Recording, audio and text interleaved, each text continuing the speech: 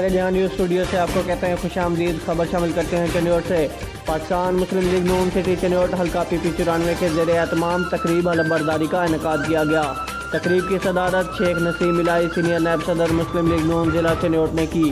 تقریب کے مہمان خصوصی ایم پی اے محمد الیاس کنوٹی تھے، جنہوں نے نومنتخب عہدیداران کو پارٹی نوٹیفکیشن دیے اور ان سے حلف وفاداری لیا۔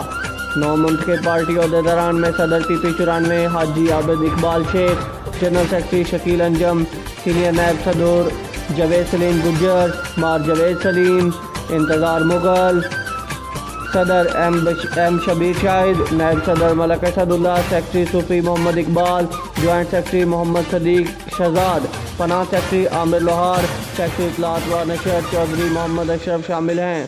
تقریب میں مسلم لیگ نون کے ضلعی و تحصیل عہدیداران رانا محمد شہزاد، اقبال ٹیپو، چودھری محبوب عالم پولا، حاجی بشیر حسین چمن و صحافیوں کی کثیر تعداد نے شرکت کی۔ رپورٹ ساجد علی شاہ، سیر جہاں نیوز، چنیوٹ۔